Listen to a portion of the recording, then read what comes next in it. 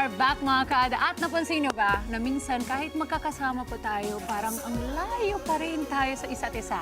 Kasi mas busy pa tayo sa ating mga cellphone kaysa sa kausap natin. At yan po ang tinatawag natin na fubbing mula sa salitang phone at snubbing, di ba? Ibig sabihin nito, ini-snub mo ang kausap mo dahil mas nakatutok ka ba doon sa nasa phone, di ba? Or sa phone mo lang. At akala nating simpleng habit lang to, pero nakakasira pala ng focus ng bonding at minsan pati na rin sa relasyon. Kaya ngayong umaga, pag-uusapan natin ang cognitive impairment natin kasama si Dr. John Christopher Ruiz. Kaya dito sa Hello Doc. Doc, kumusta naman po kayo? Welcome back. Magandang umaga mga kada. Andito po ako muli, Dr. John Christopher Ruiz, inyong lingkod. Eto, Doc, pag-usapan naman natin ito yung cognitive impairment natin. Kasi bukod doon sa pinag-usapan na natin tungkol sa phones, which we'll talk about in Share KU, where we are always not paying attention. Do you think this also plays a role when it comes to cognitive impairment sa mga tao nowadays? Well, yes. So, first, let's define cognitive impairment. No? Yes. So, siguro in simpler ways, para yung cognitive impairment, para kasi siyang bridge sa isang normal individual, cognitive impairment before going into dementia. So, Correct. nandun siya sa gitna. Okay. So, paano mo masabi if may cognitive impairment ang isang tao? So, meron siyang problem sa domain. So, ano ba yung domains yan? Sa social communication, sa language, no? Sa memory, no? Pwede din dun sa practic functions, no? Yung mga ginagawa niya usually, sa mood. Yan. Yeah. And also like nowadays, Doc, we are in a very modernized world. Do you think that plays a factor? Well, syempre wala pa tayong studies no, to back it up. Kasi syempre, nandito pa lang tayo sa bagong age na to. No? Pero definitely, yes, may factor, no? Yung pagbabago ng mundo. At ito yung cognitive impairment natin. Does this happen to even younger people or what's the age bracket? So for cognitive impairment, no? Again, depende doon sa reason kung bakit nagkaroon ng cognitive impairment ang ating patient, no? So kasi sobrang broad, sobrang daming complex, yes, no, sobrang daming pwedeng maging reason ng cognitive impairment. Pwedeng may stroke, pwedeng may bukol, no? And pwedeng may iba pang sakit, vascular disease. So this starts with, of course, with how we react with other people socially as well, di ba? Ang cognitive. Kasi how do you actually detect that someone is going or diagnose that someone is going through that? Sabi mo nga, nasa gitna siya ng dementia, di ba? At parang silver lining siya eh, no? Yes.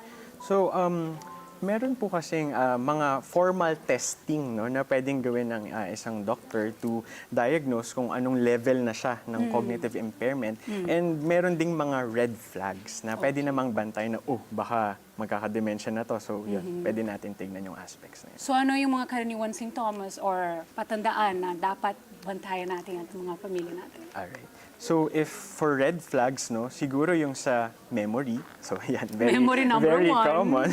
Memory. Oo. One is yung wala nung mga usual na task nila. So, for example, this patient is a cashier. So, ano siya, talagang nag-ano siya, ano siya ng compute ng money. Binibilang, Yes. oo, correct. Pero biglang tinanong mo, ano ba yung 50 plus 51 ang sagot niya? So, yes, medyo ganon? nangyayari yun, yes.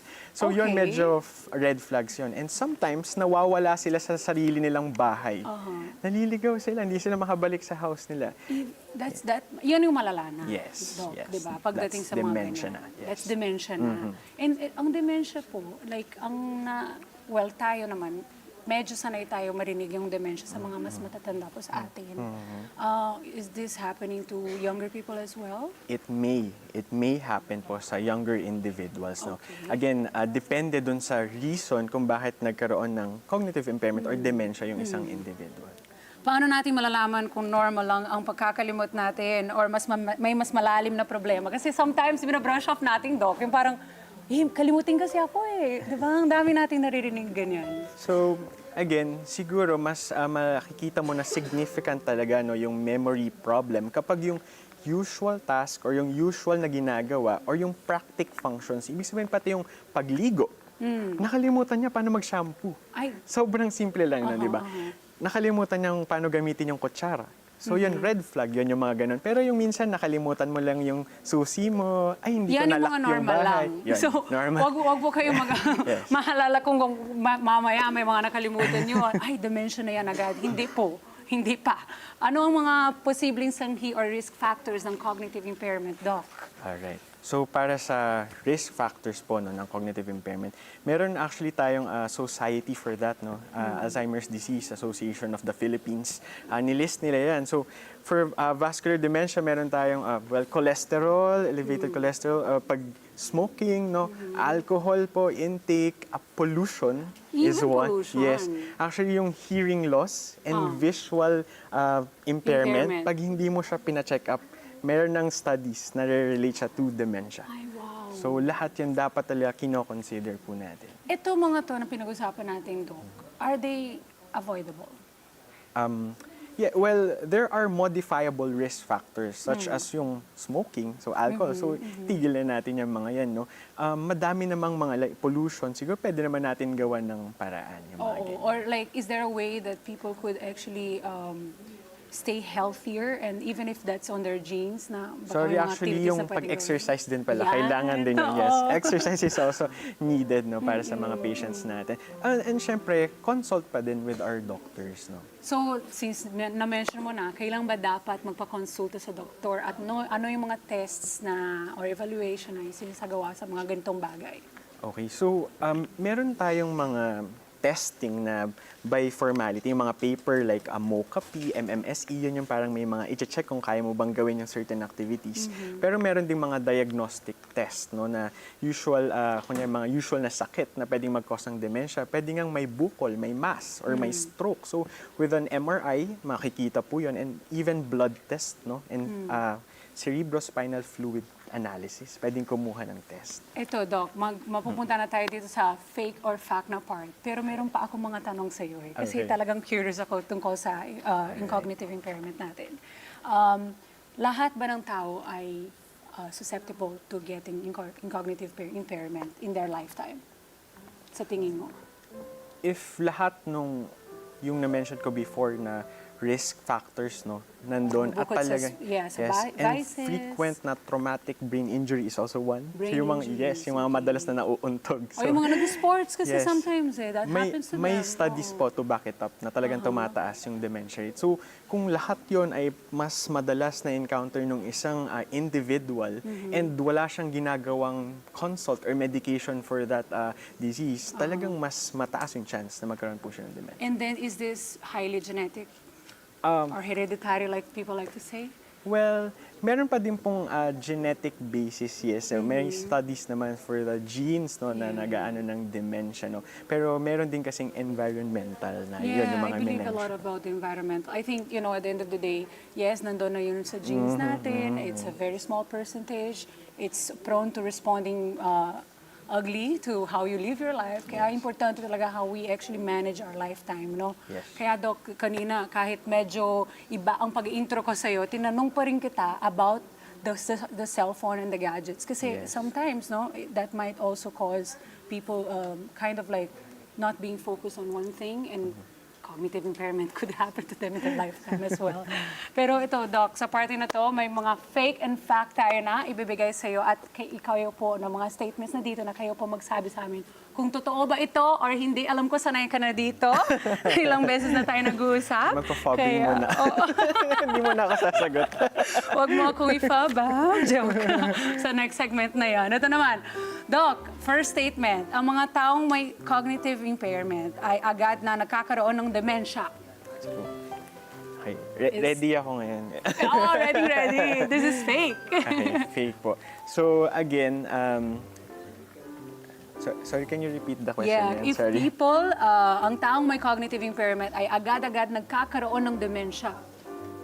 Okay. Kasi So, remember the silver lining we yes, talked about. yes. Yeah. Again, there are risk factors no na pwede nating makontrol, and ang sobrang laki ng pinagkaiba ng patient na nagpa-treat unlike dun sa hindi talaga nagpa-treat at all. Sobrang slower yung disease progression. Sobrang mas improve yung behavior na, paano siya makipag-usap sa relatives, unlike yung hindi talaga nagpa-check up at all. Talagang mas mabilis siyang pupunta siya sa dementia.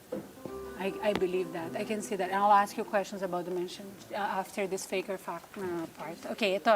Ang stress at kulang sa tulog ay maaring makapagpalala ng problema sa memorya at pag-iisip. Naku, ang daming guilty dito sa studio.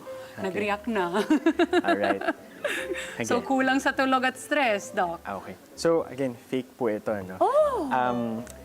I've made my research according to the Alzheimer's Disease Society sa United Kingdom. Although there are studies, or there are statements saying na yung kulang sa tulog, stress, ganyan, na pwede indirectly mag-cause ng dementia but not directly. Hindi sila yung talagang mag-cause. Pwede sigurong mapalala yung progression but Right. not them. Pero sila. hindi dahil doon Hindi dahil nakakaroon ka. doon. Oo, Yes. di ba? Pwede over-fatigue ka or iba-iba pang mga sakit na makakaroon ka pero hindi directly connected. Yan ang Yes. ibig sabihin ni Doc. Kaya huwag Yeah. kayong mag-alala. Yung mga nag-alala dyan.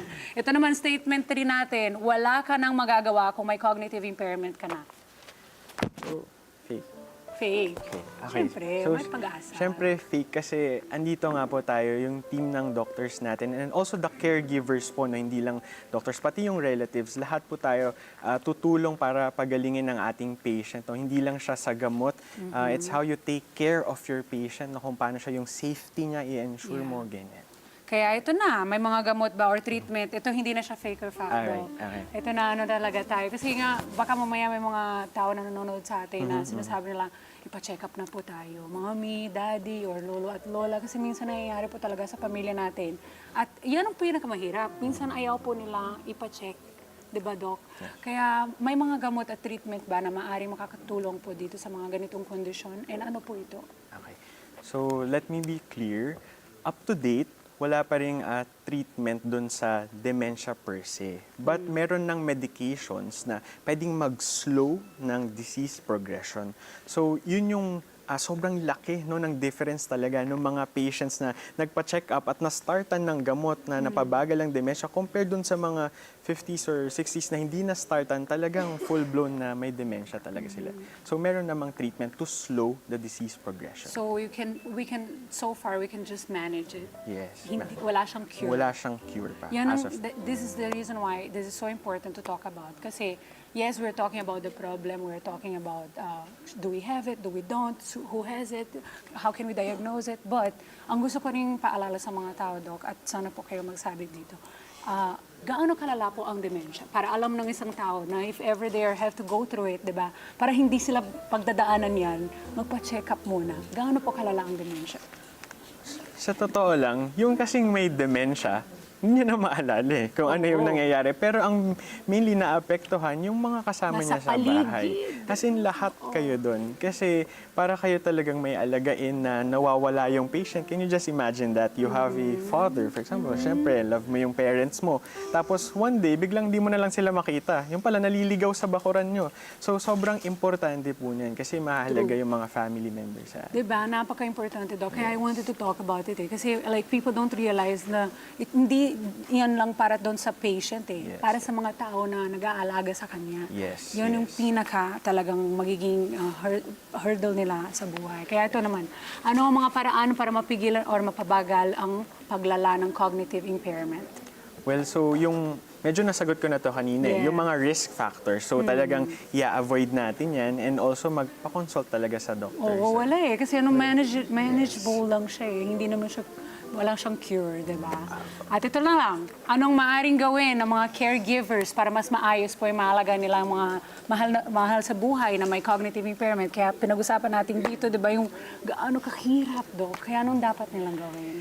Okay, so for caregivers, actually nagbigay dyan yung ADAP, no? Yung Disease Society ng Philippines, Alzheimer's disease, na paano yung gagawin ng mga caregivers. So dapat i-ensure yung safety. So that's one, no? Dapat yung mga madaling madapa yung pasyente, tanggalin po nila yan. Also, keeping tasks simple. So dapat, kunyari, ito lang yung kayang gawin ng patient mo, wag mo siyang puwersahin, wag mong pilitin, ito lang yung kaya ng patient. So, understanding the patient as well. And is it okay to let the patient know that they're going through something like that? Well, again, depende, case-to-case basis. No? Meron kasing mga patient na kaya nilang i-handle yon. Again, meron yung mga emotional talaga na sobrang may problem sa mood. siguro yun, dapat wag mo na munang sabihin. Dapat alamin mo muna Yes. kung ano yung personality doon sa patient na you're dealing with para hindi din po kayo maabala, di ba? Kaya Doc, meron na pa ako mga tanong dito na sure ako na sinagot mo na rin. Like ito, possible ba na gumaling or bumalik sa normal ang isang individual na may cognitive impairment? Well, yun nga, ang sabi ko lang ay pwedeng mapabagal. No? Mapabagal lang? Yes, mapabagal lang. Pero balik sa dati? Cure, hindi talaga. Hindi, no, not yet. Do you have hope, Doc? May pag-asa pa ba tayo dito pagdating sa ganitong bagay at sa dementia? Dahil sa sobrang rapidly evolving ng natin, no? Yung health sa atin, no? I believe na magkakaroon ng cure sa dementia. Probably sa gene therapy yan. No? Yeah, yan ang no, magiging nila. I think we're pretty much advancing very Yes, well, yes. and hopefully we will find ways to, if not completely eradicate, maybe avoid all throughout, no, by educating people on how to live their life better. Kasi nga, environment really plays a big factor. Yes. Last na lang, Doc. Kinip kita ng matagal. Doc, may mga organisasyon ba or clinic or support group na maaring lalapitan ng mga pamilya na may experience po dito sa cognitive impairment? Okay, so na-mention ko kanina yung Alzheimer's Disease Association of the Philippines. Opo. Pwede nyo po yan i-search sa Google. Meron din doon listahan ng mga memory clinics, no, sa buong Pilipinas na pwede nyo pong bisitahin, and neurologist din po sa mga clinics nila. Pwede din kayo magpakonsulta. Maraming pong salamat, Doc. Ang dami ko pang tanong sa iyo, Doc John. At bago pa tayo matapos, ano po ang final advice nyo para sa ating mga kada? They might be going through something like that or their loved ones may have cognitive impairment. Again, knowledge is power, no? So, talagang maganda na kung kaya nating magpa-consult, no, agad sa doctors, maganda para maagapan natin. And second, siguro yung patience. Kasi, promise, mahirap talaga na mag-alaga ng may dementia. Sometimes cranky, minsan mabilis sila magalit. Pero, kailangan mo intindihin kasi may disease sila. And you have to understand that they're going through something. Yep, that's true, Doc. I had that experience with my lola and Alzheimer's. So yes, we need a lot of prayers also, no? Para mananatiling strong din yung mga nasa paligid. yung relatives. And to thank you for being here, Doc, we have a gift for you from Lux White. Maraming pong salamat sa iyong time. Wow, salamat. At sa mga nais po magpakonsulta sa inyo po, saan po pwede mag-contact? Alright, so ako po, Dr. Ruiz again, sa Cavite po, sa Tanza Doctors Hospital, City of Imus Doctors Hospital. Andun na po ako sa Cavite. Alright. Yan. Thank you, Doc. Kanan, mga kada, ang cognitive impairment ay hindi dapat itatakot, kung hindi dapat unawain natin, di ba? Intindihin natin. And syempre, maging patient tayo. Hindi lang tayo yung patient maging patient tayo sa patient natin. Yeah. Let's get together. Sunday 25.